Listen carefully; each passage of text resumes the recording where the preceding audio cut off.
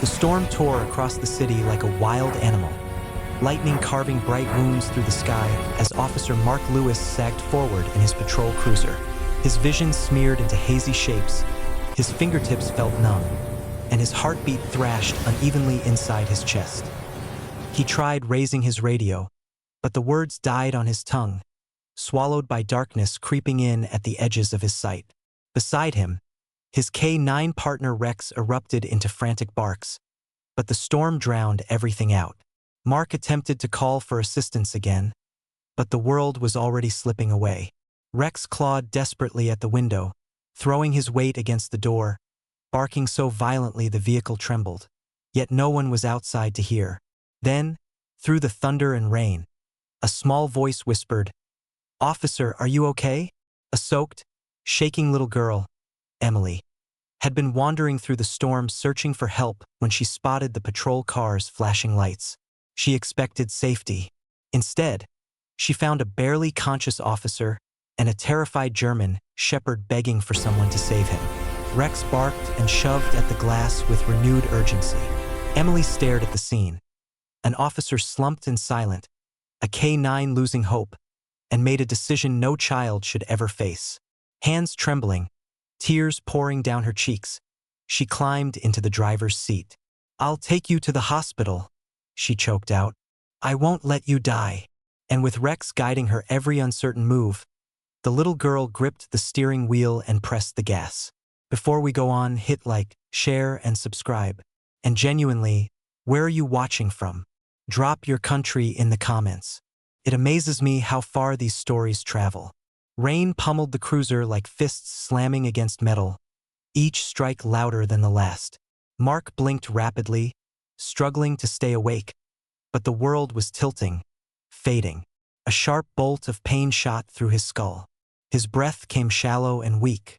He reached for the radio again, but his hand slipped, the device clattering onto the floor. Rex sensed every change. The shepherd pressed his nose against Mark's limp arm, whining, then barking loud, harsh, desperate. He scraped at the windows, begging for anyone to notice. But the storm had emptied the streets.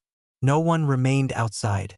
No one except a tiny figure running through the downpour. Emily clutched her drenched backpack to her chest, shoes splashing through puddles as she searched wildly for help. When lightning flashed, she caught sight of the police car and froze, the K-9 barking frantically, the officer leaning lifelessly against the window, a thin stream of blood trailing down his temple. Her stomach twisted. She stepped closer, shaking. "Officer, can you hear me?" she whispered, placing her small hand against the cold glass. Rex barked louder, tail rigid, eyes pleading. Emily swallowed her fear and grabbed the door handle. She wasn't brave. She wasn't strong. But she couldn't leave him there to die. Not tonight. Not in this storm. Just moments earlier, she had been running alone, terrified. The power had gone out at the community center where she was waiting for her mother. The building locked down, panic broke out, and Emily had been pushed outside into the chaos. Her mom's phone was dead. Her own phone was cracked and useless. The streets emptied as thunder boomed, leaving her stranded and crying in the dark. She kept repeating her brother's advice. Her brother who dreamed of becoming a cop. "If you're ever scared, look for a police car. Officers always help." So she searched for flashing lights. Instead, she found an officer who needed her. The moment she whispered, "If you help people, then I have to help you," her life changed. Emily climbed into the car, water dripping from her sleeves. Rex immediately jumped toward her, not to harm her but to push her forward.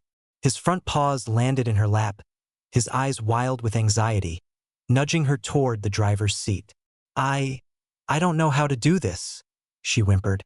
Rex barked sharply, glancing at Mark's slumped body. Emily slid into the seat, her small hands shaking as they rested on the wheel. She had never sat in the front seat of a car before, let alone a police cruiser full of glowing buttons and unfamiliar controls. Okay, think," she whispered. Rex squeezed between the two seats, nudged the gear shift with his nose, whining. Emily stared at it, You want me to drive? Lightning tore across the sky. Mark didn't have minutes left. Maybe not even seconds. Emily wiped her tears, grasped the wheel tightly, and whispered, "I'll try. I'll really try." With Rex watching her closely, she pressed her foot onto the brake and nudged the gear into motion. The cruiser lunged forward, jolting her. The hospital felt impossibly far away, but she had no choice now. Wipers thrashed across the windshield as the car rolled into the storm, the world a blur of water and shadows. Emily clung to the wheel so tightly her knuckles blanched. "I can't see," she cried. Rex leaned forward, eyes sharp, nudging her arm whenever she drifted off course. She followed his every signal, trusting him more than herself. Behind them, Mark groaned, a low, agonized sound. "Please don't die," she whispered. "Please don't." A red light suddenly appeared. Emily slammed the brakes, the car skidding wildly but stopping just in time as another vehicle blasted past the intersection, horn blaring. Lightning revealed a sharp curve ahead. Rex barked in warning. "I'm trying," she sobbed, wrenching the wheel. The car wobbled but straightened. For a moment, the fear almost broke her. But when she glanced at Mark, pale, fading, something steeled inside her. "I won't let you die," she repeated, voice trembling but fierce. Emily turned into the hospital driveway, the cruiser sliding across wet pavement before coming to a stop. She slammed her small fists on the horn. "Help! Somebody help!" Nurses and security guards rushed outside, stunned to see a little girl climbing out of a police vehicle. "Is the officer alive?" one shouted. Emily stumbled toward them. "He's hurt. He wouldn't wake up. Please save him." Rex leapt out next, circling Mark's door and barking until paramedics flung it open. Mark lay motionless, skin ash-gray, breath shallow. "He's crashing. Move!" a medic shouted. They rushed him inside.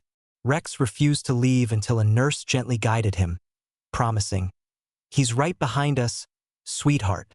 Emily stood frozen in the hallway as doctors surrounded Mark. Rex pressed against her legs like a shield. Minutes crawled by like hours. At last, a doctor stepped out, pulling off his gloves. "He suffered a severe neurological event," he explained. "A mini-stroke. If he had arrived even a few minutes later, he wouldn't have survived." Emily gasped. Rex whimpered softly. "You did exactly the right thing," the doctor added. "You saved his life." Hours later, the storm finally calmed. Emily sat curled in a plastic chair by the recovery room door. Rex lay protectively at her feet.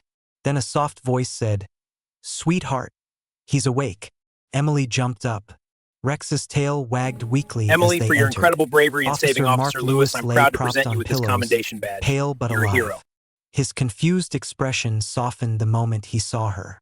"You," he whispered. "You brought me here." Emily's eyes filled. I didn't know what to do." Rex helped. "I just didn't want you to die." Mark reached out shakily. Emily placed her hand in his. Rex climbed onto the edge of the bed and licked Mark's arm in relieved bursts. A doctor stepped forward. "She drove your cruiser through a violent storm, avoided accidents, and kept you alive. If she had been 10 minutes later, you wouldn't be here." Mark's voice cracked. "You're a hero, Emily." Later that night, the police chief arrived. Kneeling before her, he pinned a commendation to her jacket. "This is for courage far greater than your size," he said gently. Rex nudged her hand, proud. Mark smiled through tears. And Emily, the tiny, trembling girl who braved a storm, became the child who saved a police officer's life.